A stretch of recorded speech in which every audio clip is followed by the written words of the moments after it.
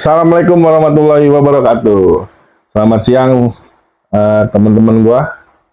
Kali ini konten ada aja obrolan akan membahas sesuatu yang agak sedikit serius dikit sih. Bareng temen gua yang udah biasa ada di konten gua juga. Ditunggu di ada aja obrolan.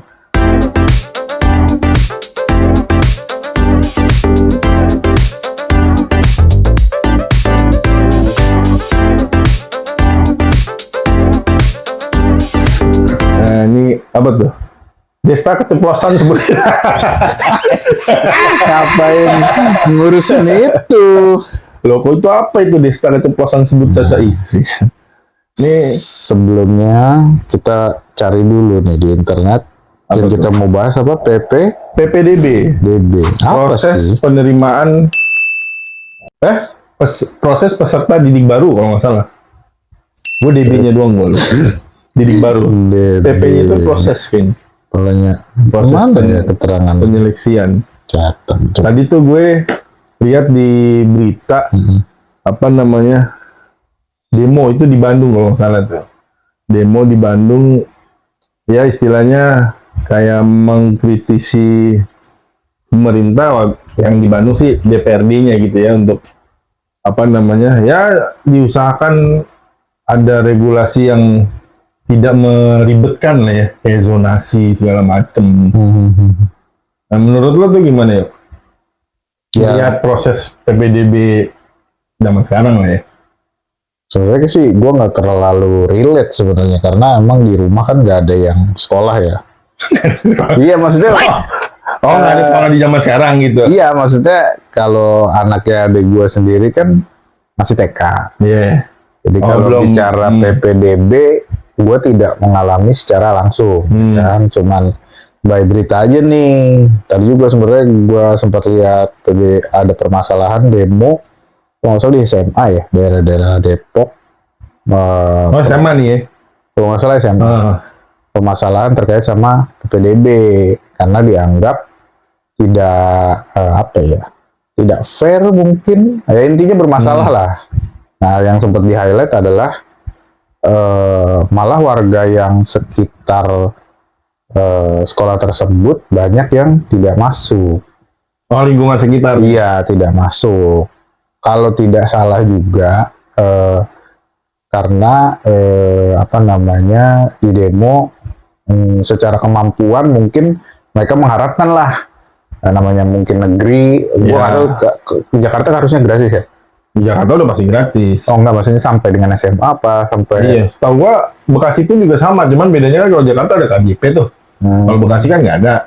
Setahu gua tetap sama-sama gratis sih. Ya mungkin mereka warga sekitar situ mengharapkan pendidikan yang baik di sekolah negeri. Gua nggak tahu juga apakah itu juga favorit atau sekarang memang sudah nggak ada favorit karena sistem yang baru jadi semua rata sama aja. Sekarang mungkin kalau menurut gua favorit itu mahal. Di sekelas kayak apa sekolah Islam kah atau internasional jatuhnya, bukan kayak zaman kita kan. Zaman kita favorit itu negeri atau apa dulu bahasanya, lo masih ingat nggak, kayak filial.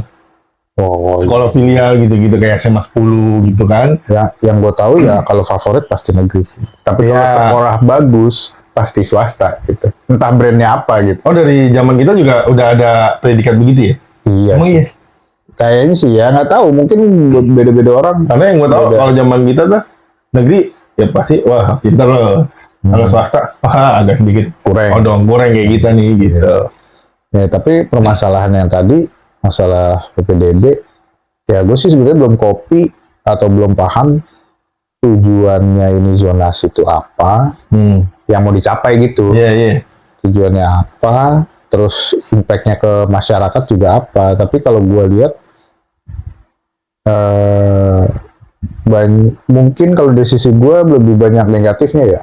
Maksudnya kalau di zaman kita dulu ada sekolah favorit, jadi persaingannya kurang sehat menurut gue.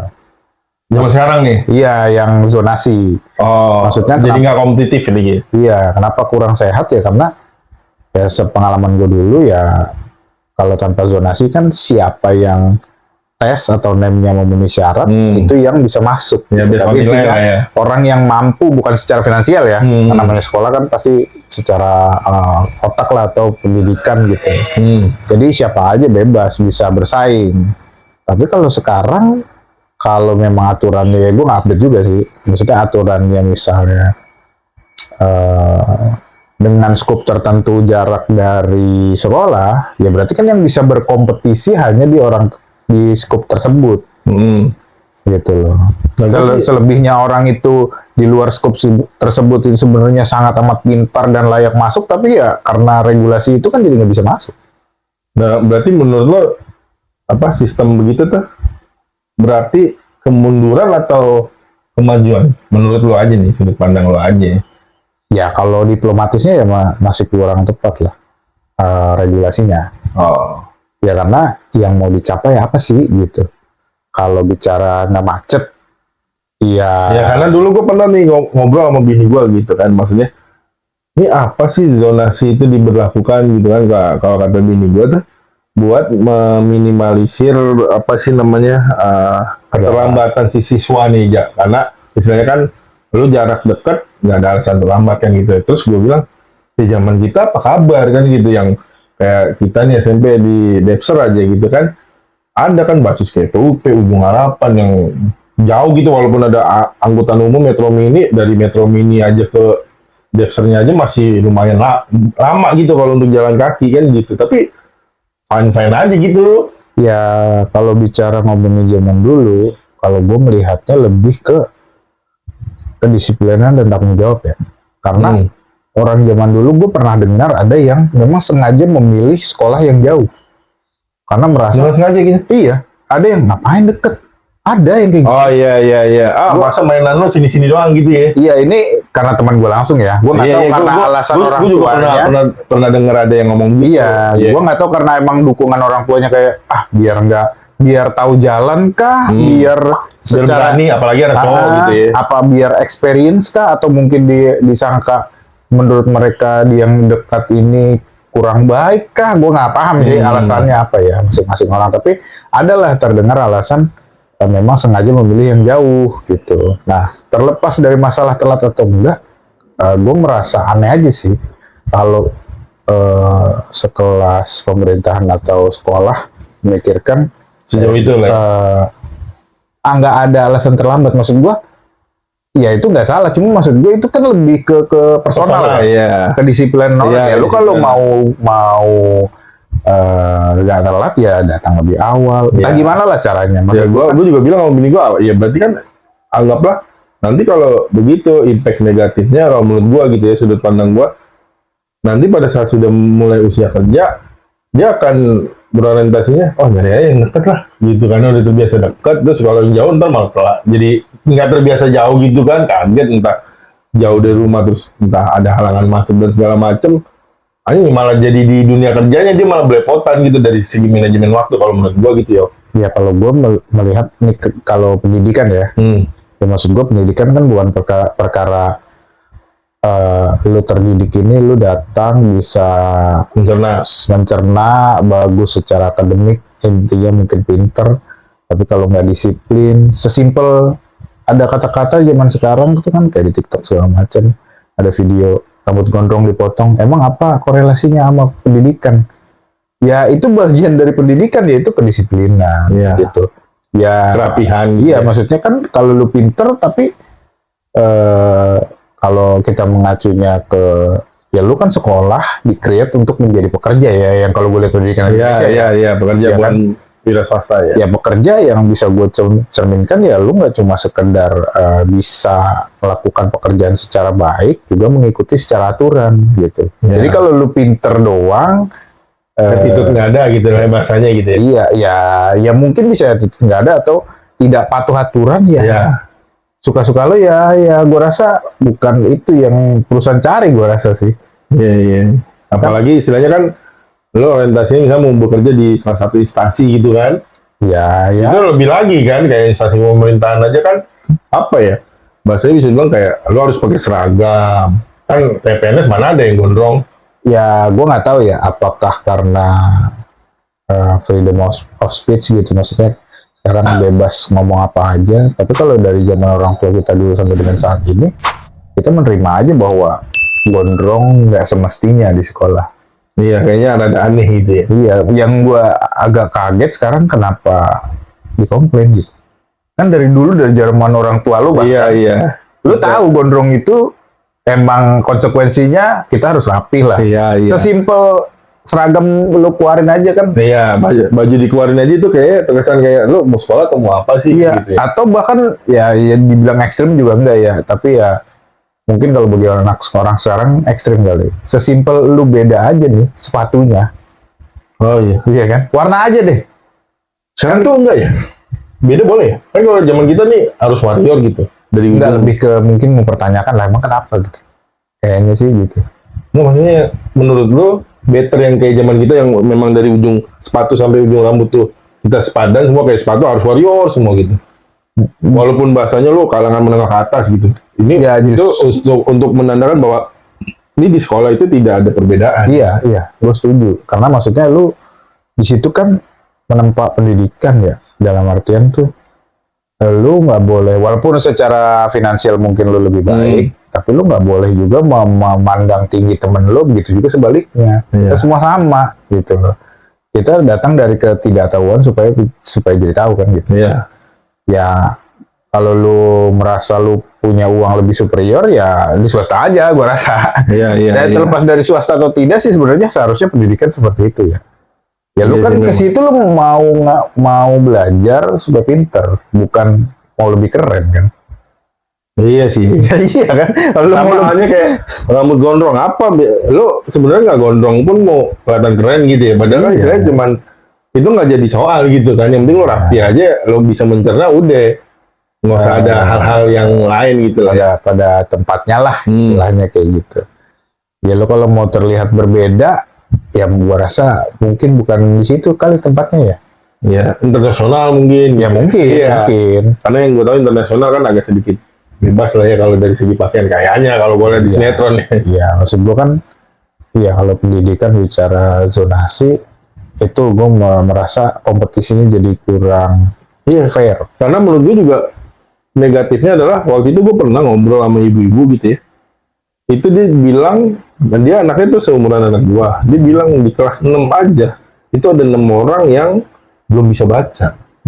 Jadi kan gue melihatnya, kalau kayak zaman kita gitu, kayaknya gue sih jarang ya, atau bahkan hampir nggak pernah denger seangkatan gue tuh belum bisa baca gitu, apalagi sampai kelas 6 gitu. Ya gue melihatnya karena faktor zonasinya itu, jadinya ya udah mungkin dari kesalahan orang tuanya juga tidak aware bahwa apa aturan sekarang apalagi negeri itu lu harus bisa baca, alhasil nggak di-create untuk bisa baca, lu cuman yang penting zonasinya aja nih. Jadi istilahnya pada masa yang penting umur udah cukup udah deh, perkara bisa baca atau enggak yang penting masuk. Dan si ibu itu juga bilang kan kalau negeri itu nggak ada kata nggak naik kelas, jadi itu wajib. Makanya gue bilang gue sempat kaget juga sih.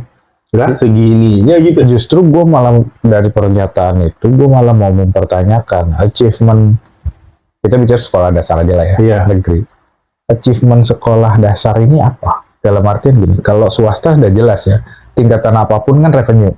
Lu Oh, iya. mendatangkan keuntungan walaupun sifatnya sekolah nih. Ya ada sisi komersil ya. Iya, ya terlepas dari anaknya lu mau memberikan tata cara yang berbeda sehingga anaknya jadi lebih pintar, sekolahnya jadi ternama, itu bebas lah. Justru gue mempertanyakan negeri. Karena saya tahu gue, negeri itu kan dari negara. Ya. Nah, mau banyak, mau sedikit, harusnya nggak bangkrut. Harusnya. Oh ya, sekalipun itu gratis pun juga aman-aman aja gitu Iya, kan. maksudnya tuntutan akan revenue, maksudnya keuntungan untuk dari pendidikan Iya. itu kan bukan tujuan utama Iya, kalau gue istilahnya melihatnya. tiap Gitu. tahun mengalami kemunduran dari sisi jumlah siswa pun juga nggak masalah harusnya gitu Iya, kan. berarti kalau bukan tujuan untuk keuntungan, berarti kan untuk kemaslahatan rakyat ya. Intinya Iya, supaya iya, anak iya. generasi kita tuh punya pendidikan yang proper lah, pinter lah gitu. Nah, kalau pinter, berarti kan achievementnya adalah anak ini harus lulus menjadi minimal ada standar yang harus dipenuhi lah. Iya. Misalnya rata-rata 7 misal. Nah kalau sampai kelas 6 terus nggak bisa baca dan statement pasti naik, ya apa yang mau di-achieve? Oh iya iya, itu berarti kan bagian dari layaknya kita kerja karyawan biasa lah ya, karyawan swasta gitu. Berarti guru itu kan tetap harus ada achievement gitu kan? Iya, karena ya sebenarnya nggak bisa disalahkan juga ya. Basically orang pinter, dalam artian pinter gini loh. Kalau gue bekerja atau yang melakukan sesuatu lah, biasa saja sama gue profesional hasilnya sama, ya ngapain gue capek-capek?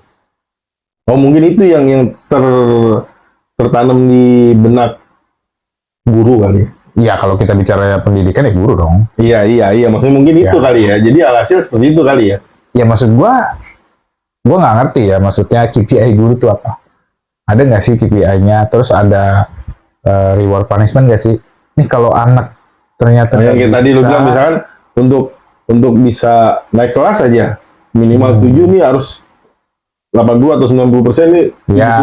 gitu ya. ternyata misalnya kurang dari, misalnya dari 10 anak aja lah ya. 10 anak untuk performan gua nih, entah mungkin per bulan atau apa, atau per tahun, minimal 80% rata-rata orang nilainya 8 lah. Ya. Ternyata yang achievement 8 tuh nggak sampai 80%. Nah, tapi masalahnya kalau ada KPI tanpa reward punishment juga buat apa? Ya, Nggak ada respon bedanya. buat si gurunya kan. Iya, dalam artian, oh ternyata kalau gua nggak achieve, gua nggak naik golongan, atau gua nggak Naik gaji. Iya. gitu. Atau bahkan gua bisa dimutasi atau apa gitu. Tapi kalau Sama aja kan orang, ya wes, gua kerjain gak gua kerjain kan gak ada bedanya. oh iya. Tapi kan kalau masalah kayak guru di negeri kan, kalau misalnya diadakan reward dan punishment itu, ya kenapa? Kan dia aja yang gajinya kan bisa dibilang negara nih. Ya iya, kan harusnya, ya gua nggak tahu kalau dalam negeri ya, tapi kalau swasta kan satu perusahaan atau anggaplah sekolah itu kan ya bisa juga berupa perusahaan kan gitu. Ada dong dari HR gitu, atau apa ya kalau sekolah ya, gue nggak ngerti lah. Anggaplah kan sekolah kan guru-gurunya, Kadinnya kali ya. iya, Dinas kepala sekolah pendidikannya, ya. menetapkan untuk Guru ya, CX ya kalau swasta gue rasa lebih gampang ya, karena Yayasan. naik gajinya kan umum kayak orang kerja swasta kan setahun sekali. Oh iya. Anggaplah lu kalau nggak capai KPI, naik gajinya sama nih sama yang orang rata-rata umum. Misalnya naiknya setahun cuma 50.000 atau 100.000. Tapi kalau lu perform, bisa jadi naiknya bisa 200.000 gitu. Oh iya. Atau lu nggak perform, lu bahkan bisa nggak naik gaji gitu. Atau lu nggak perform dengan berturut-turut selama sekian tahun atau sekian bulan, lu bonus. bahkan bisa dipecat misalnya gitu. Kalau ada kayak gitu kan orang, gua rasa ada Terpacu motivasi, gitu ya. ada ancaman juga. Gua mau nggak mau gua harus perform gitu. Ada tuntutan lah minimal. Tapi menurut lo itu apa ya bahasanya works nggak kalau itu digalakkan gitu lah? Maksudnya diadakan kayak gitu reward and punishment untuk apa namanya profesi guru gitu. Anggaplah sampai ada reward punishment itu, walaupun mungkin secara prakteknya mungkin nggak bakalan dipecat lah bahasanya gitu, atau misalkan kalau ya kayak karyawan swasta lah, entah kena SPK atau misalkan sampai nggak naik gaji, mungkin nggak se-ekstrim itu, tapi dicanangkan ada kemungkinan itu, menurut lo bisa mendongkrak paling nggak kualitas pendidikan Indonesia zaman sekarang? Bisa, karena itu udah teruji ya. Walaupun gua belum melihat itu di sektor pendidikan atau guru. Maksudnya, gua rasa itu bisa diterapkan di semua lini, baik itu pekerjaan swasta, itu segmennya apa, mau pendidikan kah, mau usaha kah, maksudnya itu kan achievement secara personal ya. Jadi gampangnya kayak lo ngelakuin pekerjaan atau ya guru, lu ngapain aja sih gitu. Sama aja kayak kita sebagai pegawai kan. Mungkin ada yang menilai dari sisi absensi, ada yang dari sisi pekerjaan lu misalnya ada 5 poin, semuanya apa dikerjakan dengan baik atau tidak. Ya sama aja kan, guru kan punya tugas tanggung jawab kan. Cuma masalahnya kalau tugas tanggung jawabnya tidak dikontrol dan tidak ada efek lu melakukan kerja baik dan tidak, jatuhnya kan naluri nih. Lu naluri sebagai manusia atau sebagai guru punya rasa gue pengen mengayomi, gue pengen jadi lebih baik. Masalahnya kalau lu menuntut naluri itu kan nggak bisa semua orang, nggak ada standarisasinya gitu loh maksud gue. Jadi dengan adanya itu juga mengeliminasi orang-orang yang gue rasa kurang kompeten. Dia jadi dikasih pilihan. Kalau lu masih mau bertahan di sini, ya lu improve knowledge lu sehingga jadi lebih baik. Atau lu nggak mau ya, mungkin lu switch karir entah jadi apa gitu. Ya maksud gue kalau lu membiarkan orang yang tidak kompeten mengajar gitu, ya lu berharap apa sih? Makanya gue banyak kejadian gitu yang ngeliat ini yang entah di sekolah swasta kayak anak gue atau yang kayak kemarin di negeri, kok ada kejomplangan padahal cuma dari sisi bisa baca dan tidak gitu. Di swasta mungkin ada tapi persentasenya mungkin nggak banyak. Tapi kalau di negeri kenapa bisa banyak? Apa karena faktor zonasi itu kah? Atau karena faktor apa menurut lo? Atau ya ini gue bukannya menyalahkan atau apa? Apa karena memang kualitas guru yang di negeri sama swasta effortnya beda? Ya karena mungkin itu di orang itu juga gratis gitu. Gua yang kayak tadi lo bilang misalnya, gue mau effort tinggi dan biasa atau bahkan di lo aja gue sama gajinya atau misalnya sama-sama nggak dapat bonus atau sama-sama dapat bonus kan mungkin jadi nggak ada iniannya. Iya karena nggak ada tuntutan. Kalau bicara banyak yang nggak bisa baca segala macam, gue juga bingung ya dalam artian kenapa regulasinya harus satu umurnya lebih tua untuk masuk sekolah itu satu. Kedua ada syarat bisa baca dulu ya atau bisa baca hitung. Nggak baca doang yang gue tahu baca doang ya. Lah maksud gue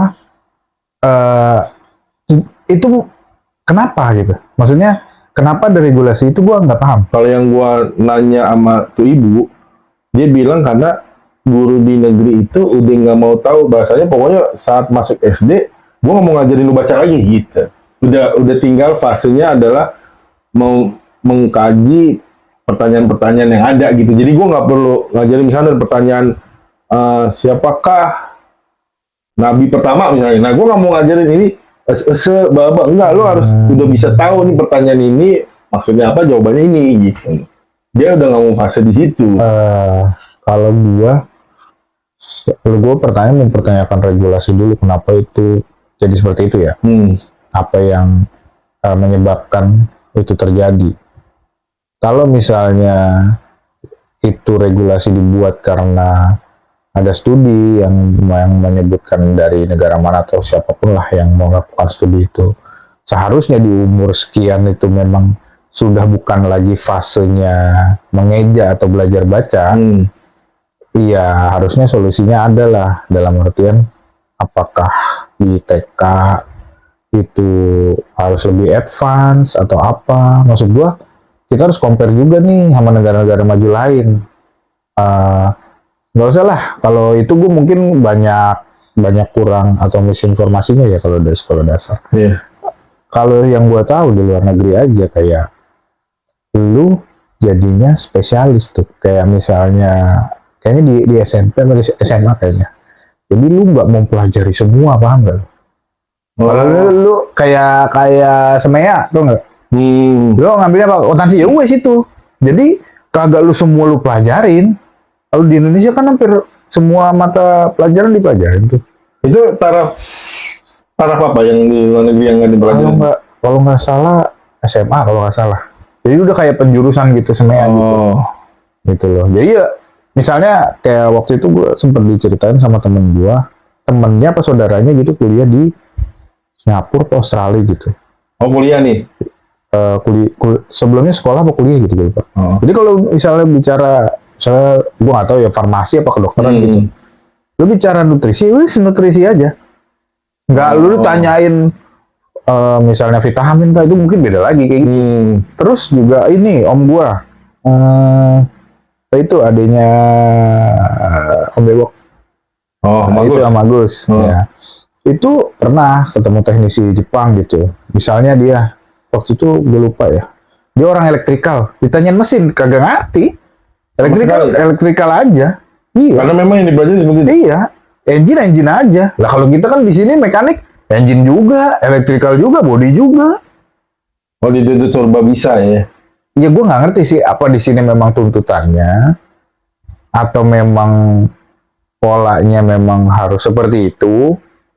Ya kalau gue pribadi menilainya begini nih, secara general, setiap orang, ini pengetahuan umum aja, Iya, iya. setiap orang setahu gue manusia itu punya kemampuan dari sisi fisik. Gampangnya ada survei dulu kalau nggak salah tas gendong. Nah, itu manusia normalnya tuh bebannya berapa gitu. Nggak boleh lebih berat karena efeknya nanti tulang lu Iya. bengkok. Nah, itu aja ada standarisasinya. Terus lu berharap semua orang diajarin yang sama sebanyak itu menyerap semua. Sama halnya kayaknya di swasta deh. Gue lupa, mungkin udah lama ya. Ada satu kelas itu cuman maksimal 10 orang kah, 15 orang kah, supaya secara pengajarnya efektif. Orang yang di reach juga lebih cepat di achieve, dalam artian misalnya dari 15 orang atau 10 orang, ternyata diajar secara normal yang nyerap nih hanya ya misal 7 lah. Nah yang nggak ngerti 3, nah lu tetap bisa akan membantu yang 3 ini. Tapi kalau orangnya misal 20, Oh iya. yang nggak ngerti lebih banyak, ya lu yang mencapai orang yang nggak ngerti ini waktunya nggak cukup. Berarti kalau kayak gitu kan relate ke ini dong, berarti apa namanya, kayak kapasitas kelas atau angkatan. Kalau misalkan anggaplah dicanangkan satu kelas itu cuma 10 lah, anggaplah 10 sampai 20.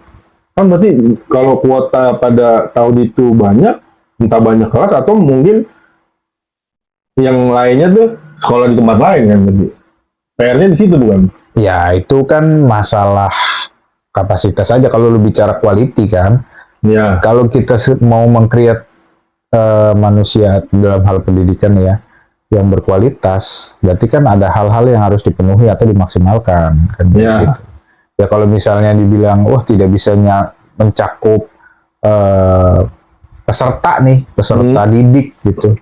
Ya itu kan kapasitas sekolahnya yang harus ditingkatkan dong.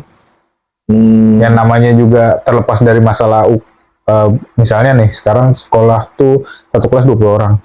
Pasti akan nggak cukup juga, namanya orang jumlahnya bertambah terus. Kalau dibikin batch lah ya, bisa ya. Iya mungkin. Iya. Ya maksud gua kan kalau bicara di luar efektif nggak efektif nih. Iya. Oh biasanya 20 kelas 20 orang. Ternyata masih nggak nggak bisa memenuhi nih, menyerap peserta didik. Kurang kelasnya. Ya kan solusinya tetap nambah kelas kan. Tapi tidak memberikan solusi bahwa mengajar yang efektif untuk ngajar satu kelas 20 orang gitu loh maksud gue. Iya. Ya itu mah tugasnya pendidikan lah. Gue nggak tahu lah dinas apa yang terkait dengan menaikkan kapasitas sekolah. Cuman dengan metode itu bisa lah ya gitu ya bahasanya. Makanya kan menurut gue semua ada dasar ya. Lo melakukan sesuatu tuh mau ngapain, apa yang mau diraih, terus caranya gimana gitu.